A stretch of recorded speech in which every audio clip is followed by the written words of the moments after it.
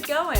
Welcome to Go Natural English. In this English tip episode, I'm going to answer a question from a Go Natural English community member named Chetan. Chetan asks, what is the difference between I was there and I had been there? That's an awesome question, Chetan. I'm happy to help you with it. Now, this is a grammar question, and I want us to take a big picture view on this very detailed question. I think before I even talk about what is the difference between I was there and I had been there, it's really more important to think about the whole picture of English conversation and ask ourselves a different question, which is, do people even use these tenses? What is most common when I want to speak with native English speakers? What am I going to need to know, and what do I want to use? Now, Chetan, if you're preparing for an English grammar test, then you're going to want to know the details about both grammar tenses. But if you, and like most of the Go Natural English audience, wants to have excellent conversational skills for the real world in English, then you need to know that we really only use one of these tenses, which is I was there, the simple past.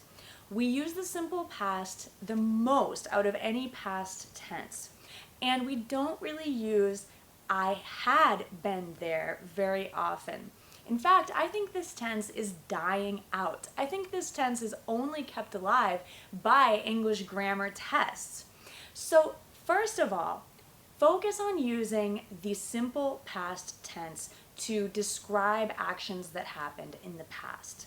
Now, to answer your question more specifically about the difference between I was there and I had been there, think about I had been there as happening before something in the past.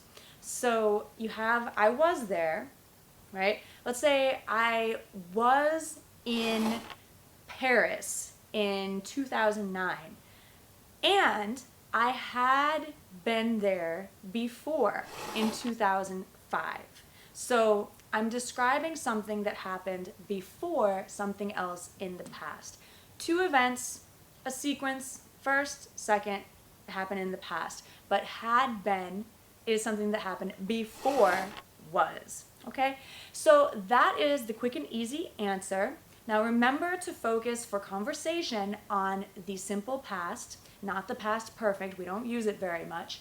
And what I really recommend to get that big picture view of English conversation and how we actually use grammar in real life is to use English with a native speaker or with other fluent English speakers. A great way to do that is to get online and practice one-on-one with a qualified English teacher.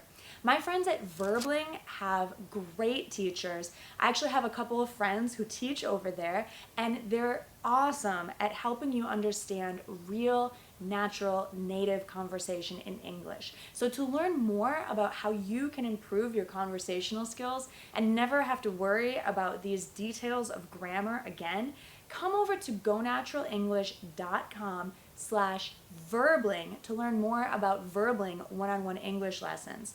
And if you come over to my website, I'd love to give you a free ebook guide that will help you with your English fluency. So come visit gonaturalenglish.com and you'll see exactly how you can get your ebook right away. Thank you so much for watching, and I'll see you soon in another English tip here on YouTube. Make sure to subscribe if you haven't yet.